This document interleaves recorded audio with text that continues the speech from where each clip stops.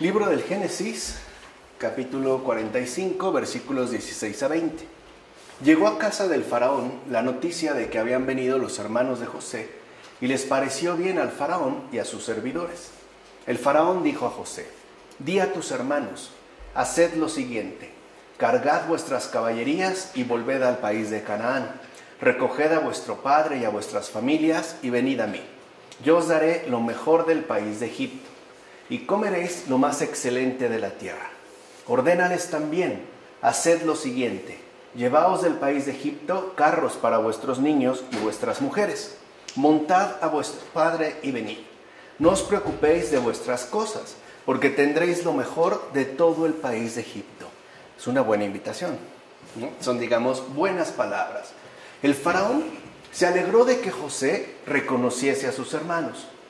Por tanto, se difundió la noticia en casa del faraón, y éste exhortó al santo José a invitar a sus hermanos a venir a Egipto con su padre, y hasta mandó llenarles los sacos de trigo y que se llevaran carros. Pues bien, tal humanidad en un egipcio, ¿qué otro fin puede tener si no es el mostrar el gran misterio de que la iglesia no siente ni experimenta recelos porque los judíos o cualquier otro pueblo sea redimido? ¿O acaso no es verdad que el pueblo cristiano se alegra de su redención y hasta los ayuda en todo lo que puede y envía evangelizadores del reino de Dios para que maduren en su fe, como afirma Ambrosio en Sobre José? Fíjense qué interesante, porque a pesar de que ya hemos visto, ¿no?, se señala cómo en efecto el primer pueblo, ¿no?, llamado por Dios pasa a ser el último, la iglesia de los gentiles, es decir, nosotros los primeros. Eso no significa que ya hasta ahí queda la redención. De hecho, esta se sigue extendiendo de manera total hasta cubrir a toda la humanidad en su conjunto. Y esto es algo importante, por ejemplo, lo que menciona Ambrosio, porque a veces pareciera que nos extrañamos de que tales o cuales personas sean aceptadas por Dios mismo dentro de su plan de redención, como si éstas tuvieran que quedar ciertamente lejos de el Señor, lejos del anuncio, como hoy se hacía, por ejemplo, en torno, no sé, a homosexuales o divorciados o personas que simple y sencillamente no comulgan, ¿no?, con la iglesia. Esto hay que tenerlo muy en cuenta. O sea, no debemos nosotros restringir la labor de redención que el Señor lleva a cabo. Al contrario, debemos alegrarnos de que la voluntad de Dios se cumpla en todos. No podemos poner ciertamente límites. Incluso deberíamos favorecer que esta redención se manifieste de manera plena hasta los últimos rincones de la tierra. Por eso, como afirmaba Ambrosio, ¿o no es verdad que el mismo Señor manda evangelizadores para que estos maduren en su fe? Veamos cómo incluso el faraón no es una persona creyente, es un pagano. O sea, ni siquiera forma parte del pueblo hebreo, y no obstante, ¿cómo se comportó? Esto también para que aprendamos dos cosas. Primera, la bondad del Señor se refiere a cualquier persona en este mundo. O sea, también el hecho de que no neguemos lo que podemos llegar a aprender de otras personas que a lo mejor no comulgan precisamente con nuestra fe, pero que eso no les quita nada de esta bondad desplegada. Vean cómo trata el faraón a los hermanos de José. Los llena de alimentos, les da carros, o sea, no los está tratando de cualquier manera. No los está tratando en términos despectivos, al contrario, en términos sumamente hospitalarios. Por eso para los padres de la iglesia, lo dijimos, la hospitalidad es algo fundamental. Y eso es algo que se tiene que manifestar en términos, por ejemplo, de ayuda, ¿no?, hacia las personas que de una u otra manera pues nos salen al encuentro. O sea, no tenemos por qué sentir molestia o celos de que, vamos, pues el Señor manifieste su redención a personas que a lo mejor en principio nos resulten ajenas. Es más, vemos cómo ni siquiera el faraón, por ejemplo, expone la intención de que regresen a Egipto para que renuncien a sus costumbres, por ejemplo, ¿no?, y ahora se adapten al modus vivendi de ese país. No impone absolutamente nada. Él muestra también pues una bondad abierta. Pasamos a los versículos 21 a 28 de este capítulo 45. Así lo hicieron los hijos de Israel. José les dio carros según la orden del faraón y les proporcionó provisiones para el viaje. A cada uno de ellos le regaló un vestido nuevo, pero a Benjamín le dio 300 siclos de plata y 5 vestidos nuevos. A su padre le mandó lo siguiente: 10 asnos cargados de lo mejor de Egipto y 10 asnas cargadas de grano, pan y provisiones para el viaje de su padre. Despidió a sus hermanos y cuando se marchaban les dijo: no os enfadéis en el camino. Subieron de Egipto y llegaron al país de Canaán, donde estaba su padre Jacob. Le dieron la noticia: José vive todavía y él es quien manda en todo el país de Egipto. Jacob no se conmovió porque no les creía.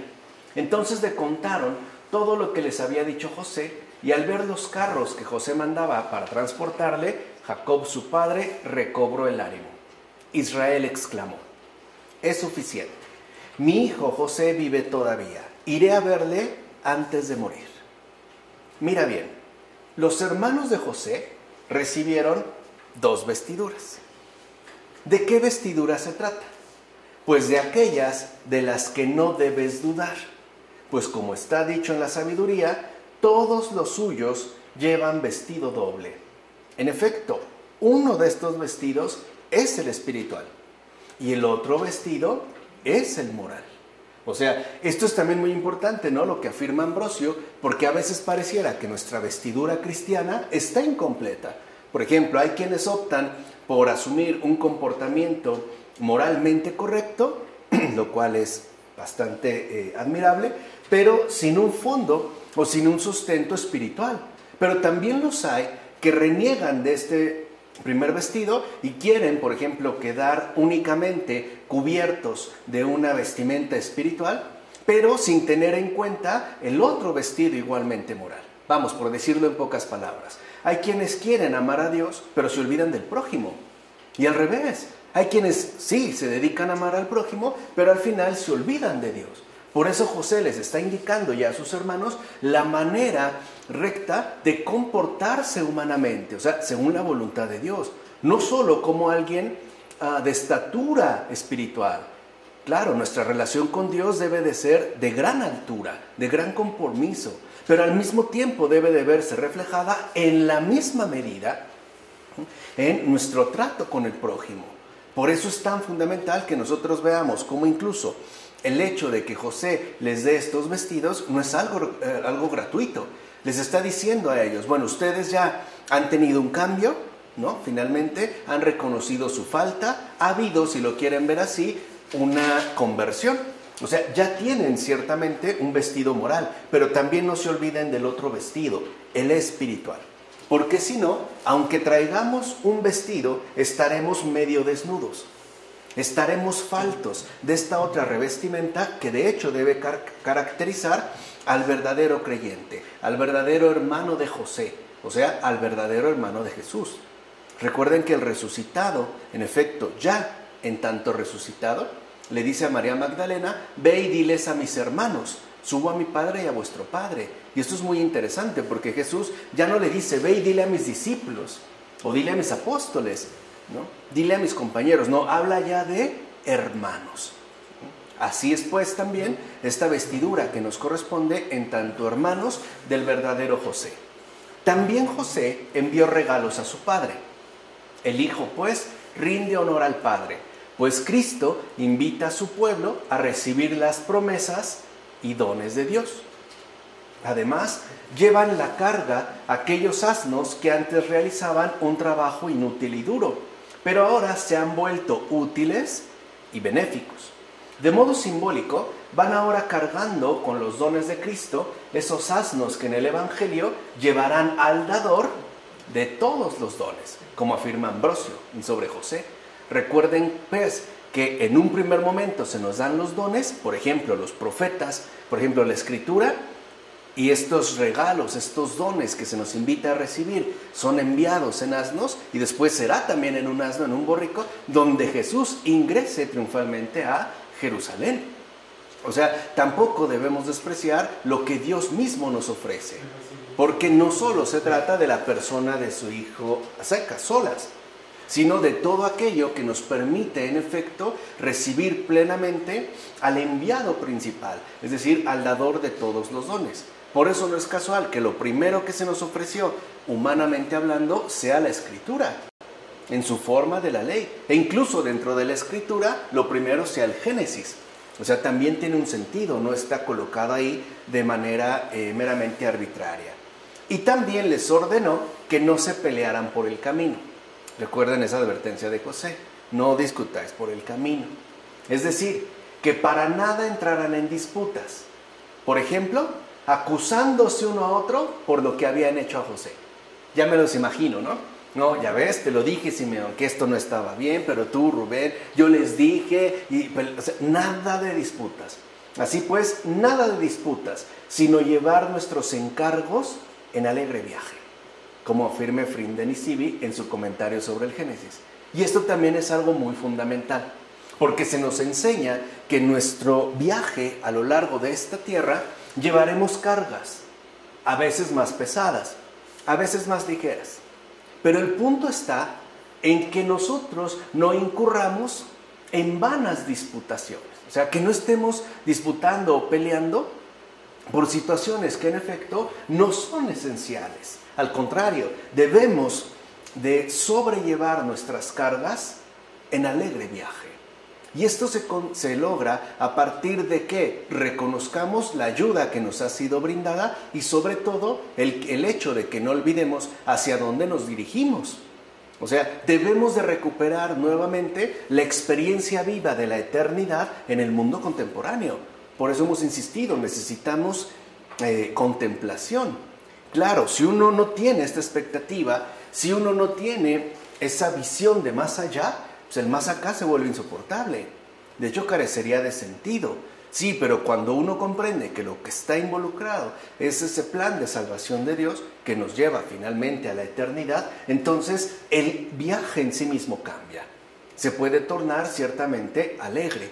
Por eso en términos más prácticos, vamos a decirlo así, en términos más morales, el punto importante para conservar estos dos vestidos que mencionamos al inicio no es, por ejemplo, pelear por situaciones conflictivas. El punto importante es cómo lo vamos a resolver. O sea, sí, claro, ya se incurrieron en tales o cuales errores. Eso ya está claro. Lo importante es qué sigue de aquí en adelante, ¿no? O sea, como yo les había dicho ya en una ocasión, el verdadero problema no está en equivocarse. El verdadero problema está en no corregirse. Porque incluso un sincero deseo de corrección hace también alegre el viaje. Bueno, te equivocas, te repones y sigues adelante. Por eso aprendamos entonces a llevar nuestros encargos en alegre viaje. Nuestros hijos, nuestro trabajo, nuestra situación de vida, o sea, toda nuestra experiencia de vida concreta, ¿no?, la cual está conformada por diversos encargos, ¿no?, aprendamos pues a llevarlos en alegre viaje. Qué oportuna es la recomendación que José da a sus hermanos, pues las disputas pueden llegar a separar a los hermanos que se aman entre sí. ¿Y cuántas veces los hermanos no terminan distanciados por una tontería? Y no fue por la tontería en cuanto tal, sino por la discusión que se desató. O sea, por darle cabida a la disputa. ¿Cuántas veces, por ejemplo, el motivo del enojo, no sé, un traste mal lavado, una pieza de ropa extraviada, terminó en insultos y hablando de mil y un cosas, menos de lo que empezó? Ese es el riesgo en el caso de las disputas. ¿Acaso no hizo lo mismo nuestro Señor Jesús cuando les dijo a sus discípulos, la paz os dejo, mi paz os doy? En Juan 14, 27, en efecto, el propio Señor nos dice que no haya lugar para la ira, la discordia o la discusión. O sea que esta paz no solo se trata de algo netamente espiritual, también es algo moral, o sea, es algo terrenal, es algo visible, algo que nos involucra en nuestra situación concreta de vida. O sea, cuando el Señor dice, la paz os dejo, mi paz os doy, es no demos pie a la ira, no demos pie a la discordia, no fomentemos la discusión, porque al final la ira, la discordia y la discusión son incendios dispuestos a encenderse a la menor provocación y además son peligrosamente inflamables. Nunca se quedan estáticos. ¿Cuántas veces, por ejemplo, nosotros consentimos la ira Y basta un pensamiento por ahí aparecido de repente para que explotemos, ¿eh? Lo mismo en el caso de la discordia o la discusión. Crece, ¿no? Avanza. Así pues, la paz del Señor significa no enojarse mientras se va de camino. De hecho, cuando el Señor envió a sus discípulos, ¿se acuerdan, no? Los envió sin oro, sin plata, sin dinero y sin bastón. Es decir, les quitó aquellas cosas que son ocasión de discusiones y venganzas, como afirma también el gran San Ambrosio en Sobre José. ¿Cuántas discusiones, cuánta discordia, cuánta ira no hay, por ejemplo, en torno a los bienes económicos, a las riquezas tenidas?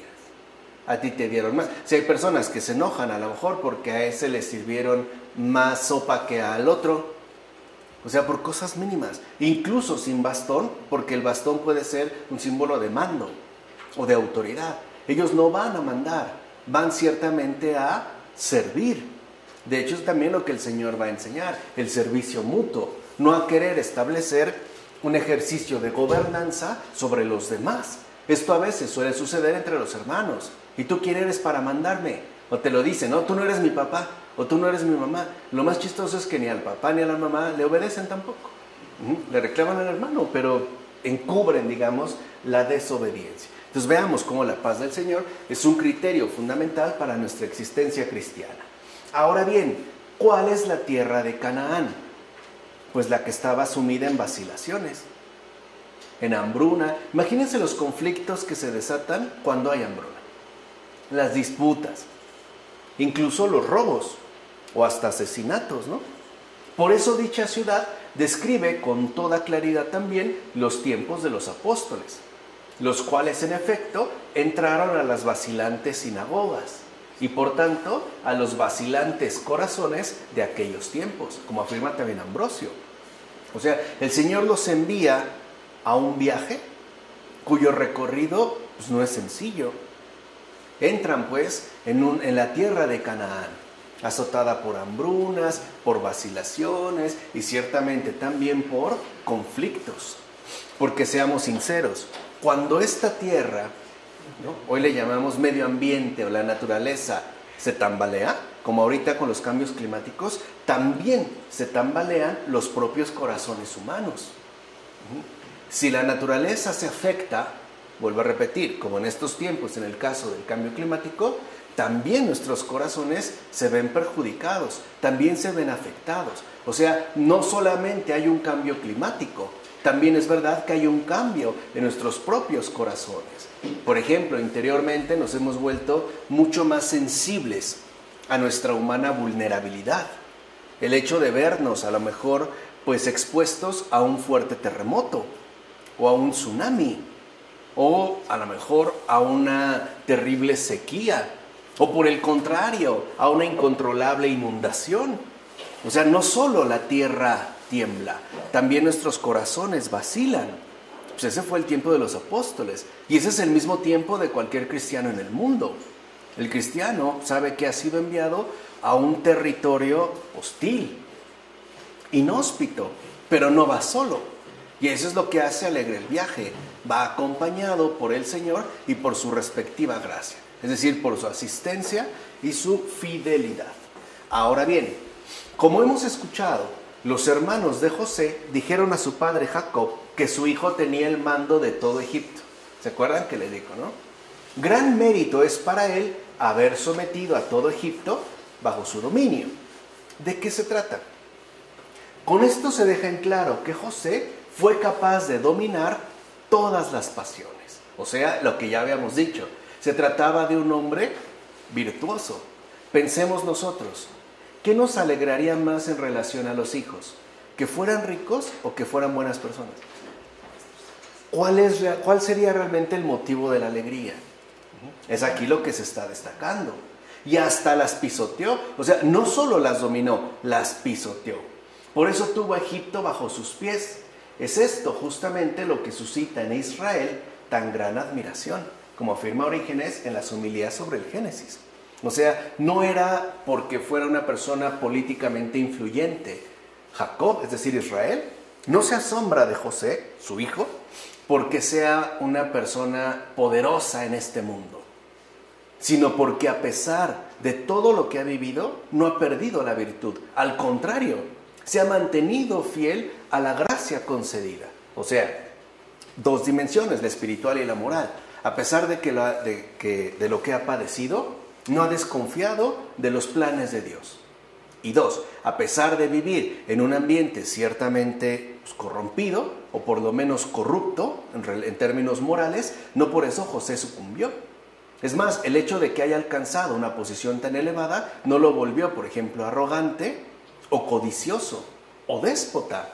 No pierde este nivel. Es eso de lo que se admira realmente Israel.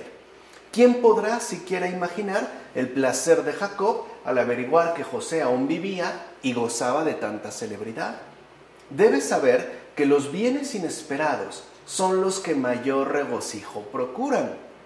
Y eso es lo que a veces Dios quiere, tomarnos por sorpresa, justo porque incrementa el gozo. ¿O acaso no es motivo de dicha inmensa el saber que los hijos gozan de excelente juicio? A menudo hasta brotan las lágrimas al ver que aquellos que considerábamos muertos, es decir, perdidos en este mundo, más bien viven por la rectitud de la razón y la firmeza de las virtudes, como afirma Juan Crisóstomo en las homilías sobre el Génesis. O sea que el Señor no solo está al pendiente de los hijos, también es atento a la realidad concreta de los padres, de los papás, de las mamás, especialmente de aquellos que, sea por las razones que sean, pueden llegar a considerar como muertos a sus hijos, por la pérdida de la rectitud de la razón, es decir, por su comportamiento irracional y sobre todo a lo mejor por su hundimiento en los vicios y las pasiones. Sí, pero el Señor tampoco es que los deje desamparados. Se procura también para ellos, que se mantienen en confianza e fidelidad al Señor, un gozo mayor al ver realizado quizá lo que creían imposible. O sea, en todo caso, el cumplimiento del milagro.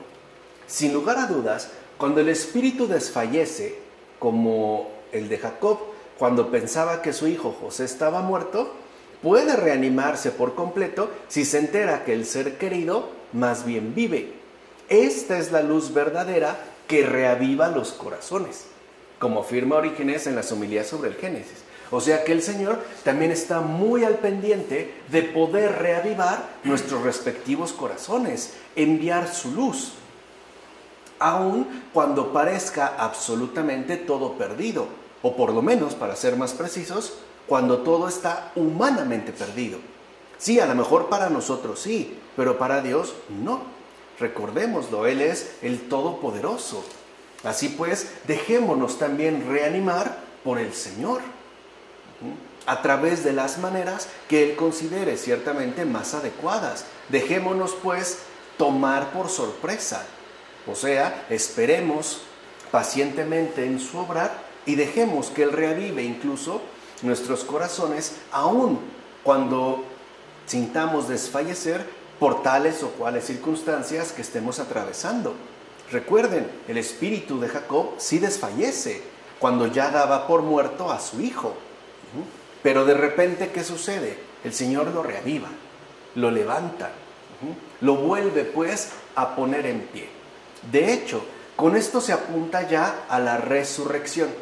Vean cómo tiene también entonces como un fondo mayor de significado. O sea, el sentido pues que recorre, ¿no?, toda esta línea, ya lo dijimos, son esos planes de redención de Dios que nada ni nadie podrá hacer que queden incumplidos. Al contrario, el Señor los llevará a cumplimiento, sea como sea, cueste lo que cueste. Incluso podríamos decirlo así, tarde lo que tarde. Pero la voluntad de Dios se cumple. Entonces decimos, con esto ya se apunta a la resurrección. En efecto, como en Jacob, la resurrección trae consigo la iluminación del Espíritu y reaviva el corazón. Es decir, lo saca del oscurecido engaño de la vil mentira, como afirma también Orígenes en las homilías sobre el Génesis. Y esto es algo muy importante de tener en cuenta, porque a veces el Señor quiere iluminar nuestro espíritu, es decir, reavivar nuestro corazón, a partir precisamente de lo ya consumado, de la resurrección del Señor, que es la luz plena para cualquier ser humano en este mundo. ¿Qué es lo que sucede? Que nosotros le damos la espalda a la luz y quedamos como fascinados por la sombra tenebrosa que nuestra propia interferencia a la fuente de luz produce. Y eso es lo que saca, ¿no? A partir de lo cual sacará provecho la vil mentira, o sea, a partir de un oscurecido engaño. Por ejemplo, ¿cuántas veces llegamos a estar convencidos de que hagamos lo que hagamos, nada va a cambiar? De que todo parece ir para peor, que ya están próximas las guerras por el agua, que ya va a ser el colapso mundial, que nos vamos a terminar comiendo unos a otros, ¿no? Una especie de canibalismo frenético por la falta de alimentos, o que tal o cual familiar mío ya no hay nada que hacer. O sea, qué fácil se nos quita esa luz de la resurrección. O sea, literalmente hoy vivimos cristianamente como si Jesús no hubiera resucitado, ¿no? Y se hubiera quedado en el sepulcro. Y es más, nosotros nos queremos acercar al sepulcro, lo vemos vacíos y ahí nos quedamos lamentándonos de forma permanente. No, hay que dejarse tocar y hay que dejarse llevar, guiar por esta luz de la resurrección. Así pues, el anciano Jacob recobró el ánimo. ¿Qué significa tal cosa? Como el fuego de una lámpara, que cuando le falta el aceite nutricio y va a apagarse, si alguien le pone un poquito de aceite, de golpe emite una luz más brillante, aunque estaba ya a punto de extinguirse. Así también sucedió con aquel anciano que prácticamente se apagaba de la tristeza cuando supo que su hijo no estaba muerto. De hecho, ya anciano se volvió joven, ya que la tempestad de sus preocupaciones se disipó. Todo esto formaba parte del plan de Dios para que Israel aprendiera a participar en la dicha del Hijo. O sea que también el pueblo de Israel está siendo preparado para disfrutar la resurrección de Cristo. También ahí, todavía no le llega el momento, será hasta el final, pero ya tiene esta preparación. Y eso se va a cumplir, como afirma también Juan Crisóstomo. Ahora, ¿qué debemos aprender nosotros? Pues sí, es cierto. Hay momentos en los que parece que ya está todo perdido. Hay momentos en los que experimentamos sinceramente que nuestro espíritu desfallece. Nosotros no somos titanes de la fe. Somos discípulos de Jesús, con nuestras debilidades, con nuestras miserias y grandezas, ¿no? Como lo exaltara, por ejemplo, en su momento Pascal. Y ahí a veces nos olvidamos de lo que constituiría, en efecto, una genuina esperanza cristiana. Porque la esperanza cristiana no es cualquier esperanza. Hay esperanzas, pero la esperanza cristiana es muy específica. De hecho, es muy particular en su configuración. Porque la esperanza cristiana, como dijera el gran escritor George Bernanos, es, a final de cuentas, una desesperación superada. Fíjense, Jacob estaba convencido que su hijo José ya estaba muerto. Y eso lo hacía irse apagando de pura ¿qué? Tristeza, de desfallecimiento. Eso él lo sabe. Pareciera que suceda lo que suceda, nada podrá cambiar esta pérdida increíble, ¿no es cierto? Incluso puede acceder a una desesperación. Bueno, la esperanza cristiana consiste en esperar que lo imposible se haga posible. Hay otra esperanza mundana, y es buena también, pero no es la cristiana. Aquella que quiere hacer de lo posible lo imposible, o sea, de aquí para allá. El cristiano no, el cristiano está abierto a recibir lo que el Señor le ofrezca, aun cuando hubiéramos llegado a un momento de desesperación. Cierto, se cerraron todas las puertas, pero esto espero que sea a sí mismo superado. O sea, para el cristiano, ¿no? La esperanza no muere al último, porque de hecho nunca muere. Desfallece, se debilita como la lámpara de aceite. Pero el Señor sabrá en qué momento darnos incluso una ayuda, un poquito, pero lo suficiente para hacernos literalmente rejuvenecer. o sea, en este caso, reponernos.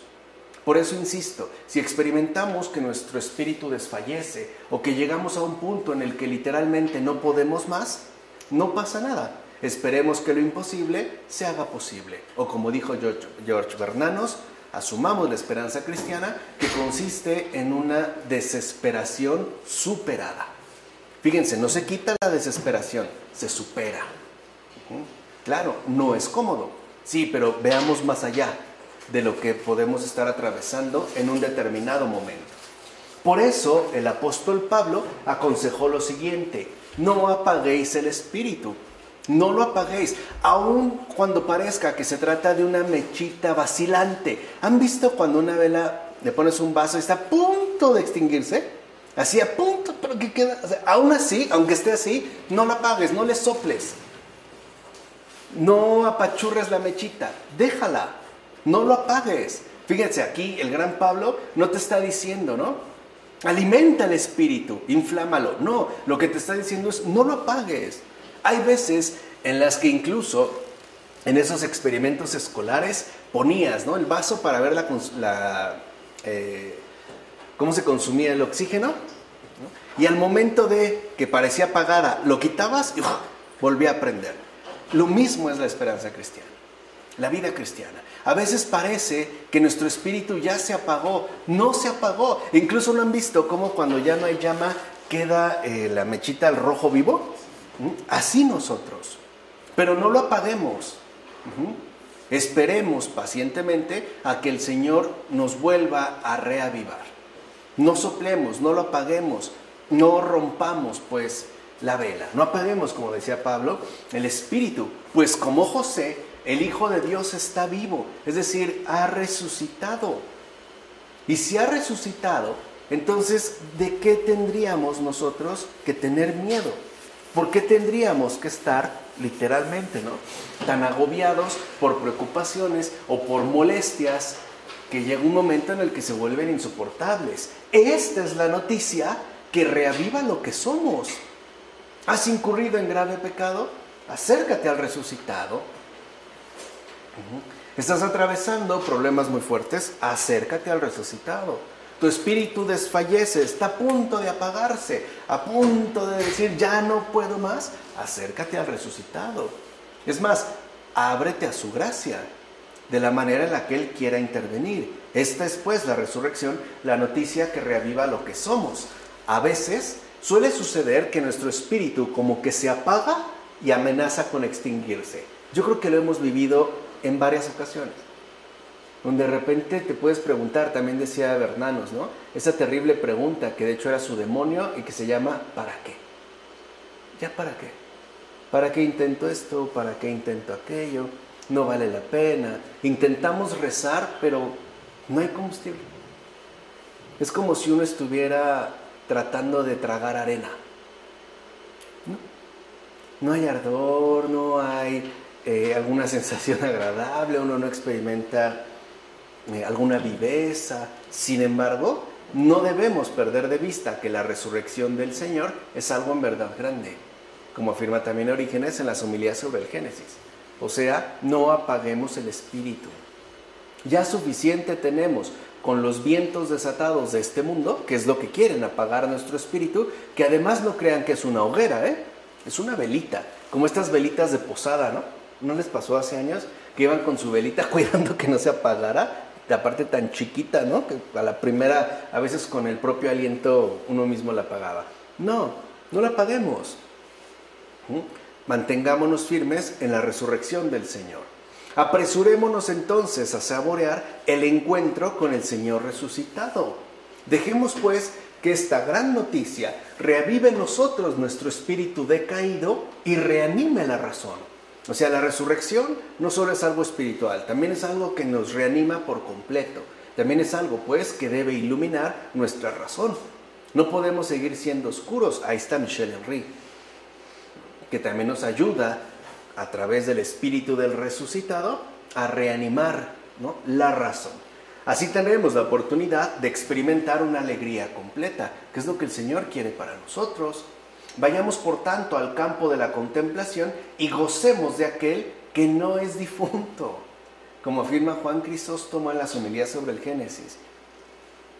Jesús no es difunto, no es una ficción histórica, no es un bonito relato, no es un modelo moral, no es difunto, es el Señor vivo, el Señor que ha resucitado y que además ha resucitado por nosotros y para nosotros también. No nos privemos, pues, de esta luz que reanima los corazones. Capítulo 46, versículos 1 a 7. Israel emprendió el viaje con todo lo que tenía, llegó a Beersheba y ofreció sacrificios al Dios del padre Isaac. Dios llamó a Israel en una aparición aquella noche. Jacob, Jacob. Este contestó, aquí estoy. Y le dijo, yo soy Dios, el Dios de tu padre. No temas bajar a Egipto, porque te constituiré allí en un gran pueblo. Yo bajaré contigo a Egipto, y yo te haré también subir, y José te cerrará los ojos. Jacob se puso en camino desde Beersheba, y los hijos de Israel subieron a su padre Jacob, a los niños y a las mujeres en los carros que había enviado el faraón para transportarle. Llevaron su ganado y las riquezas que habían hecho en el país de Canaán, y llegaron a Egipto, Jacob y toda su descendencia con él, sus hijos y nietos, y sus hijas y nietas, a toda su descendencia la llevó consigo a Egipto. Es normal que se ponga en camino quien se acerca a Cristo, ya que la fe precede a la devoción. O sea, nuestro seguimiento del Señor precede, es algo anterior a nuestra respectiva devoción. Por eso a veces es tan triste ver una devoción sin el fundamento de una experiencia de seguimiento. O sea, hay personas devotas, pero sin experiencia de la fe. Por eso no consuelan, por eso no ayudan, por eso no iluminan, sino que amargan, ensombrecen, incluso interfieren en aquellos que se han puesto en camino, ¿no? Son expertos para regañar, no saben nada de consolar. Son expertos en señalar, pero no, por ejemplo, en tranquilizar los corazones. Saben golpear, pero no saben acariciar el alma. Saben hablar de enfermedades, no saben nada de curación. Pero es por eso. No olvidemos que justo nuestra experiencia de fe viva es la que precede a la devoción. Así pues, Jacob primero se pone en camino y después ofrece sacrificios. O sea, primero está siguiendo al Señor, está recorriendo el camino de la fe. Ya después ofrece sacrificios. ¿Cuántos de nosotros no asistimos a una celebración litúrgica, al ofrecimiento del sacrificio, sin tener un verdadero recorrido de fe? Somos muchos.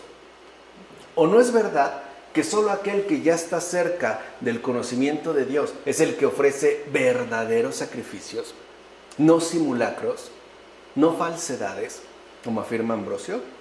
Aprendamos de esto lo siguiente, que cualquier cosa que vayamos a realizar, ya sea emprender un negocio o ponernos en camino, lo que sea, se vea precedida por el sacrificio de la súplica.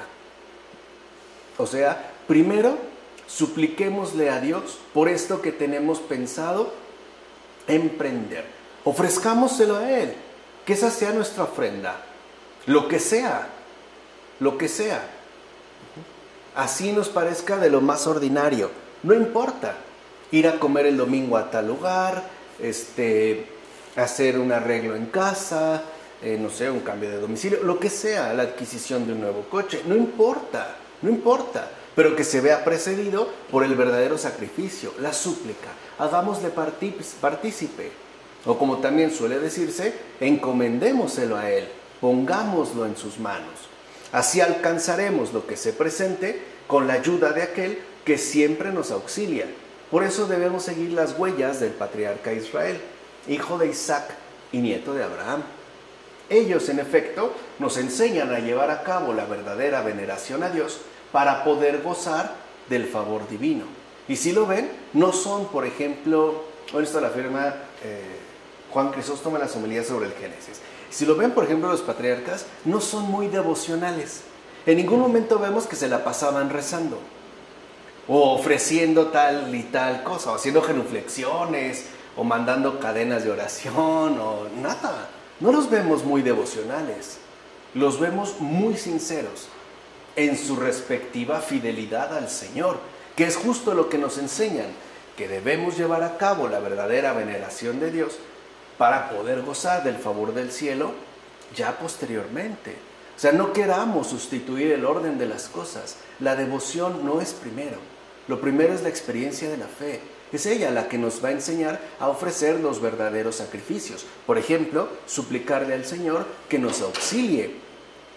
Esta sería, digamos, la verdadera petición, no la imposición. Además, es conveniente examinar también la manifestación de Dios a Jacob en aquella ocasión. Para empezar, Dios mismo lo envía a Egipto, robusteciéndolo y exhortándolo como a quien parte hacia determinados combates. O sea, antes de que vaya, el Señor mismo le indica lo que debe hacer. Y Dios le dice, no temas bajar a Egipto. Fíjense, que es como si le dijera, cuando tengas que luchar contra los principados, las potestades y los dominadores de este mundo, ¿no?, de tinieblas, para nada vaciles, nunca temas. ¿Por qué no habrá que temer? Porque Él mismo nos garantiza su presencia y acompañamiento y por tanto nos ofrece una promesa. ¿No es esto la resurrección? ¿No es la promesa ya cumplida de absoluta presencia y acompañamiento? ¿No hasta Él dijo, no tengan miedo, yo estaré con ustedes todos los días hasta el fin del mundo? ¿O les dijo, solo el primer lunes de mes? Ahí nos vemos cada año bisiesto. No, dijo, todos los días hasta el fin del mundo. ¿Ven cómo es la luz? ¿Ven cómo es ya entonces lo que reanima los corazones? Por eso Jacob no teme bajar a Egipto. Es decir, no teme el hecho de afrontar las luchas de este mundo ni los combates de los demonios. Porque los dos hemos de experimentar las luchas de este mundo, o sea, la dimensión moral, pero también los combates de los demonios, la dimensión espiritual. Por eso recuerden desde antes que se nos habían dado dos vestidos, el espiritual y el moral. Por eso el que es espiritualista, ok, puede conocer los demonios, pero no sabe nada de las luchas de este mundo. Y al revés, a lo mejor el moralista es muy bueno en las luchas de este mundo, pero no tiene ni idea de lo que acontece con los demonios. En efecto, aunque se desatara toda una sedición contra Jacob, él no teme, ya que se toma muy en serio la promesa de acompañamiento y asistencia que Dios le ha dado, como afirma Orígenes en sus homilías sobre el Génesis. ¿Entienden ahora lo que es previo a la devoción? La creencia firme en lo que el Señor ha dicho, en lo que el Señor nos ha literalmente prometido e incluso garantizado su acompañamiento y su presencia todos los días hasta el fin del mundo, que también se aplica a lo personal, todos los días de nuestra vida hasta que seamos llamados a su presencia. ¿De qué me sirve, por ejemplo, rezar una novena si estoy paralizado de miedo? ¿De qué me sirve rezar un Padre Nuestro si mi corazón está preocupado? ¿Dónde está mi sacrificio? ¿Dónde está realmente mi postura creyente? ¿En dónde? No crean que las devociones son suficientes para estar en buenas relaciones con el Señor. Dijimos, no son las devociones lo que realmente cuentan. Son importantes, sí, pero no son lo primero. Lo primero antes de las devociones son las experiencias concretas de la fe, nuestra fidelidad al Señor, tal y como lo han vivido los patriarcas, es decir, nuestros hermanos mayores en la fe. Por otra parte, debemos tener en cuenta que aquel que en verdad bajó a Egipto y volvió de allí fue el Señor Jesucristo. En efecto, Jacob no volvió de Egipto, ya que ahí murió. Y como aquí se le decía que no temas, yo te haré volver. En cambio, el Señor bajó a este mundo y llegó a ser una gran nación, a saber, la iglesia de los gentiles. Él sí bajó, Vamos, bajó a la tierra, se encarnó y también ascendió al cielo, volvió. Además, también es cierto que el Señor baja a Egipto en medio de luchas, cuando es traído a las miserias y fatigas de este mundo y hasta se le propone y vence en el combate con el diablo. Con esto se confirma que Dios siempre está de nuestro lado cuando se lleva a cabo el combate con las fuerzas adversas, siempre. Por eso dijimos, antes de la devoción está la invocación. Siempre, siempre lo tenemos al alcance. Y esto a veces hay personas que lo han experimentado de manera muy sorpresiva. Están en un peligro real de muerte, invocan a Dios de corazón, espontáneamente. No se ponen a recitar nada. Llegan pues a lo verdaderamente esencial, la invocación. Así pues, también es verdad que, como afirma el texto, al final los haré salir de allí. Esto significa que en la plenitud de los tiempos, el Hijo unigénito descendió a los infiernos por la salvación del mundo y desde allí reclamó al primer hombre creado. Así pues, solo en él se cumple lo que se le dijera a Jacob: al final te haré salir de allí. O sea, está hablando, es como un diálogo, ¿no? Una exhortación llena de cariño del Padre al Hijo. No temas bajar, yo estaré contigo. Y no solo temas bajar al mundo, ni siquiera temas descender a los infiernos, donde Jesús confirma la absoluta confianza puesta en su Padre, cuando le dice: Dios mío, ¿no?, en tus manos encomiendo mi espíritu. Voy a descender a los infiernos, lo recitamos en el credo, pero no voy solo. No temo, porque tú no solo me has enviado, también tú me acompañas. Tú vas pues conmigo. Ahora, o sea, esa es la manera en la que se está ya también manifestando la realidad, o anticipando la realidad concreta de la resurrección. El descenso máximo que no acaba ahí, lo hace volver a la resurrección. Ahora, claro, por decirlo en términos teológicos es fácil decirlo, pero en términos humanos ya es otra cosa. No es que Jesús vacile, es que se tomó en serio nuestra propia realidad humana, las fatigas, las miserias, el cansancio, porque aún nunca olvidemos que aún siendo verdadero Dios, también fue verdadero hombre. Ahora bien, cada uno de nosotros entra también entre combates en Egipto, en el mismo orden y por el mismo camino. Y si merece que Dios permanezca siempre con él, lo hará una gran nación. Porque esta gran nación es la multitud de las virtudes y la abundancia de la justicia. Cuando nosotros tenemos dificultades, combates, luchas en este mundo o combates espirituales, y nosotros nunca perdemos de vista la presencia de Dios que nos acompaña, lo que de ahí brota son una multitud de virtudes. O sea, en pocas palabras, cuando nosotros atravesamos una situación complicada, no es porque Dios nos esté castigando, nos está invitando a sacar un mejor provecho, a crecer incluso en las virtudes. ¿O no es verdad, como le dijo a Santa Catalina, que para al menos nosotros, seres humanos, las virtudes solo las trabajamos en las dificultades? Una persona puede decir que es muy generosa. Sí, vamos a ver en escasez. Ahí se verá. Una persona puede decir que es muy paciente. Pues vamos a ver bajo ciertas circunstancias, a ver si es cierto. O sea, esto es lo que se busca, que de ahí brote una gran nación. O sea, la multitud de las virtudes y la abundancia de la justicia. Es pues en ella donde se multiplican y crecen los santos. Los santos, en efecto, son aquellos que han alcanzado la perfección, es decir, la consumación de las virtudes. ¿Ven cómo vuelve a aparecer lo espiritual, ¿no?, cuando se habla de perfección, y también lo moral? Cielo y tierra están juntos en un santo.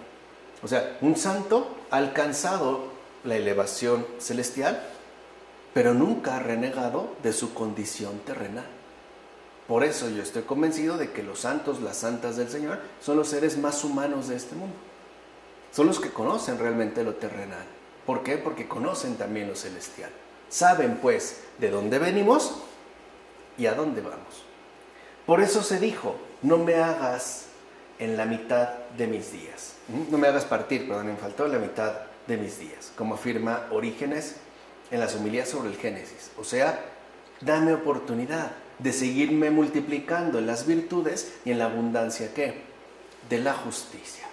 Pues bien, es nuestro Dios en persona el que anima a Jacob con sus palabras y con eso le aumenta la fe.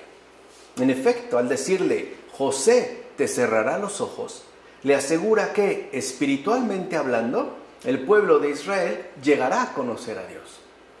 Este es el misterio. Así pues, el verdadero José cerrará sus ojos para que llegue a ver lo que antes no veía.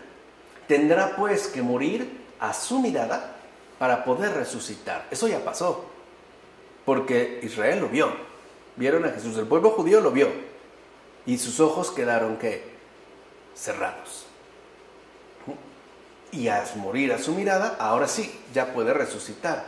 ¿O no es verdad que no podemos vivir para Dios si no hemos muerto antes al pecado? ¿Ven cómo afirma Ambrosio? Así pues, mira cómo lo que el justo deseaba se lo promete el Señor, y mucho más todavía. Como Dios es generoso, siempre desborda nuestras peticiones. Así de hecho sucedió con Jacob. ¿O qué más podría haber de gozoso que tener a Dios mismo como compañero de viaje? ¿Qué mejor? No solo le dice, te vas a ir a una piedra extraordinaria. No, yo voy a estar contigo. ¿Qué puede, pues, sustituir o siquiera competir lejanamente con la presencia viva de Dios en nuestra vida? ¿Qué lo puede sustituir? Nada. De ahí viene justamente nuestra gran consolación. Alegre, por tanto, y libre ya de toda angustia, ponte en camino y no temas, ya que cuentas con la promesa de Dios. Esta promesa de Dios consumada es la resurrección. Ya, alegre, por tanto, libres de toda angustia, como afirma Juan Crisóstomo. Versículos 8 a 27 de este capítulo 46. Estos son los nombres de los hijos de Israel que bajaron a Egipto, de Jacob y de sus hijos. Rubén, primogénito de Jacob, y los hijos de Rubén, Enoc, Palú, Gersón y Carmí. Hijos de Simeón, Yemuel, Yamín, Ohad, Jaquín, Zohar y Saúl, hijo de la cananea. Hijos de Leví, Gersón, Kehat y Merari. Hijos de Judá, Onán, Selá, Pérez, Zéjar. Y Onán habían muerto en el país de Canaán. Los hijos de Pérez fueron Gersón y Jamul. Hijos de Isaacar, Tolá, Uá, Jo y Simrón. Hijos de Zabulón, Sered, Elón y Yahlel. Estos fueron los hijos que Lía dio a Jacob en Padán Aram, además de su hija Diana. En total, entre sus hijos e hijas, 33 personas. Hijos de Gad, Sefón, Javí, Suní, Esbón, Eri, Arod y Arelí. Hijos de Aser, Yibná, Yisba, Yisbi, Beriá y Serach, hermana de estos. Hijos de Beriá, Heber y Malquiel. Estos son los hijos que dio Jacob a Silpá, la esclava que Labán regaló a su hija Lía. 16 personas. Hijos de Raquel, esposa de Jacob, José y Benjamín. A José le nacieron en el país de Egipto Manasés y Efraín, los hijos que le dio a Senat, hija de Potifera, sacerdote de On. Hijos de Benjamín, Bela, Beker, Asbel, Gera, Naamán, Ejí, Ros, Mupín, Jupín y Ared. Estos son los hijos que Raquel dio a Jacob. En total, 14 personas. Hijos de Dan, Husim. Hijos de Neftalí, Yahzel, Guní, Yeser y Silem. Estos son los hijos que dio Jacob a Bilhá, la esclava que Labán regaló a su hija Raquel. En total, 7 personas. El total de personas que entraron con Jacob a Egipto, las nacidas de él, sin contar las mujeres de sus hijos, fueron 66. Mas los 2 hijos de José, que le nacieron en Egipto, hacen de la familia de Jacob, que entró a Egipto, un total de 70 personas. Como hemos escuchado, bajaron a Egipto un total de 70 personas. Este número significa el perdón. ¿Recuerdan que nos dijimos que en términos bíblicos el 70 es sinónimo de plenitud? Este número significa el perdón, ya que serán tenidos como indignos después de tanta dureza de corazón si no se les hubiese concedido el perdón de sus pecados. O sea que para la redención del pueblo judío, ya desde el momento en el que entran en esta conformación de 70 personas, ya les ha sido perdonado su pecado posterior. ¿Cuál es el pecado posterior del pueblo judío? Tanta dureza de corazón. Pero eso es algo que ya estaba dado desde antes, o sea, desde el propio Judá. Por eso Judá, que es la confesión del error, va al encuentro de José. En efecto, el pueblo hebreo, fíjense, todavía no está constituido, pero el pueblo hebreo que está por llegar lo manda a preanunciarlo. Así pues, el verdadero José, árbitro e intérprete de la divinidad, sale a su encuentro, ya que la confesión precedió a los que estaban aprisionados. En consecuencia, gracias a tal confesión, Cristo también salvará en los últimos tiempos al pueblo judío viejo y cansado. Y no lo hará por sus méritos, sino por la elección de su gracia. De hecho, le impondrá las manos sobre los ojos para quitarle la ceguera, igual que Pablo. ¿Se acuerdan? Que le muestra cómo en efecto él tenía esa ceguera. Así pues, le retrasa su salvación para que al fin crea el que antes no juzgó que habría de creer. Como de hecho le pasó al propio Jacob, es decir, a Israel. Pensó que su hijo estaba, ¿qué? Muerto. Desfallecía su espíritu y de repente se reavivó por completo. Con esto perderá la soberbia adquirida a partir de su primera elección. De tanta dureza de corazón, también se ha desarrollado mucha soberbia. ¿Qué está haciendo el Señor? Se las está quitando, poco a poco. En consecuencia, podemos ver que los hechos de los patriarcas son símbolos de eventos más bien futuros, como afirma Ambrosio en Sobre José. Pues bien, algo similar se puede encontrar en Cristo, el verdadero José. En efecto, cuando Jacob vio a su hijo José, consideró que ya podía morir en paz. ¿Se acuerdan qué es lo que afirma Jacob? Esto mismo se puede apreciar cuando el anciano Simeón, ese venerable padre que por su edad simboliza al pueblo de Israel, vio a Cristo cuando todavía estaba en este mundo, ese otro Egipto, y exclamó, ¿se acuerdan cuando estaba en el templo?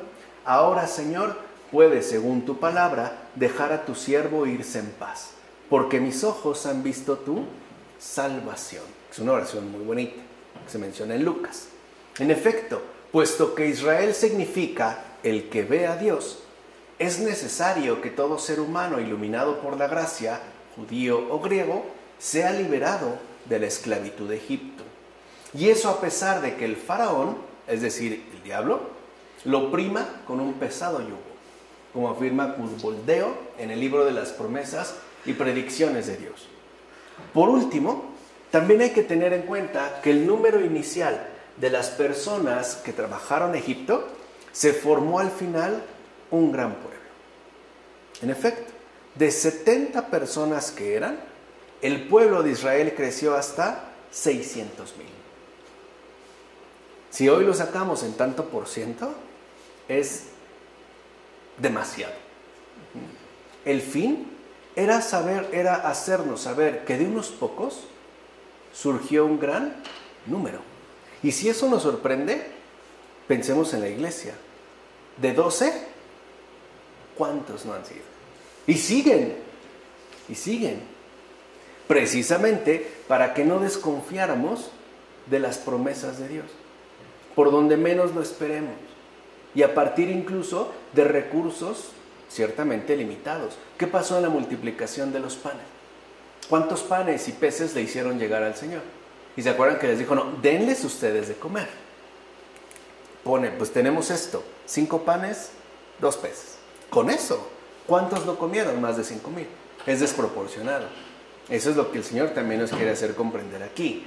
Así pues, cuando pienses que tras la muerte de Jacob y de José, todo había quedado como suspendido, recuerda que de esa población surgió un gran pueblo, lo cual debería más bien llenarte de asombro y por supuesto de gratitud ante la increíble providencia de Dios. Que eso es también lo que nos debe sostener, la increíble providencia de Dios. Así pues, aunque otros maquilen 1000 argucias, nunca olvides que es imposible que Él falle en todo lo que se propone. Como afirma Juan Crisóstomo en las homilías sobre el Génesis. Por eso, hasta aquí le vamos a dejar ya en esta ocasión. No olvidemos esta última frase que apela a lo importante en este caso. Primero, el hecho de que no olvidemos que es imposible que Dios falle en todo lo que se propone. Aun cuando se vean de repente, ¿no?, como aspectos que parecen poner en tela de juicio si es o no la salvación, lo que se está realizando, si se está cumpliendo o no la voluntad de Dios, ya aprendamos, como en José, a no quedarnos atorados en esas particularidades circunstanciales. Es imposible que Él falle en lo que se propone.